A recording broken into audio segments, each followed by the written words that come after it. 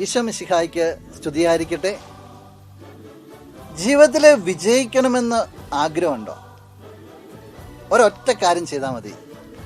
ജീവിതത്തിൽ നീ എപ്പോഴും ഈശോയെ കൂട്ടുപിടിക്കണം. നിന്റെ ജീവിതത്തിലായാലും നിന്റെ കുടുംബത്തിലായാലും നിന്റെ സമൂഹത്തിലായാലും നീ ഈശോ ഉണ്ടെന്നൊരു ഉറപ്പ് വരുത്തിയാൽ മതി. ഈശോ ഇല്ലാത്തൊരവസ്ഥ വന്നാൽ അത് പരാജയത്തിലേക്കും നഷ്ടത്തിലേക്കൊക്കെ പോകും.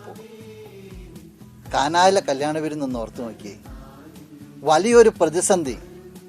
എങ്ങനെയാ പ്രതിസന്ധി ആഘോഷത്തിൽ തന്നെ നിലനിന്നത്? ഈശോയുടെ ഒരു നിറസാന്നിധ്യം അവിടെ വന്നു.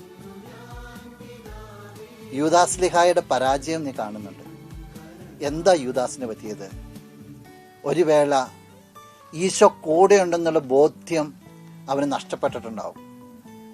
ഈശോ എന്നെ സ്വീകരിക്കും എന്ന ചിന്ത അവനിന്ന് വിട്ടുപോയിട്ടുണ്ടാവും.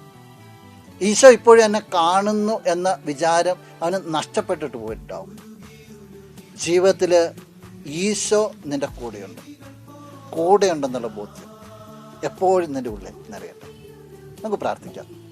നല്ലവനായ കർത്താവേ, നീ കൂടെയുണ്ടെന്നുള്ള ചിന്ത ഈ വ്യക്തിയിൽ നീ എപ്പോഴും ഉണർത്തണമേ. ജീവിതത്തിൽ അസ്വസ്ഥതകളെല്ലാം വരുമ്പോൾ, ജീവിതത്തിൽ പല കാര്യങ്ങൾ വ്യാപൃതനാകുമ്പോൾ നിന്നെ വിട്ട് കളയാതിരിക്കാൻ ഈ വ്യക്തിയെ സഹായിക്കണമേ. എന്തൊക്കെ വന്നാലും ജീവിതത്തിലേക്ക്, പരാജയമാകട്ടെ വിജയമാകട്ടെ, നഷ്ടമാകട്ടെ ലാഭമാകട്ടെ, എന്തൊക്കെ വന്നാലും നീ എല്ലാം കാണുന്നുണ്ടെന്ന്, നീ കൂടെയുണ്ടെന്നുള്ള ബോധ്യത്തിൽ ഈ വ്യക്തിയെ വളർത്തണമേ.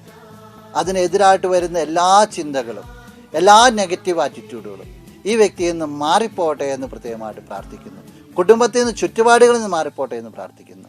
ഇപ്പോഴും എപ്പോഴും എന്നേക്കും. ആമേൻ.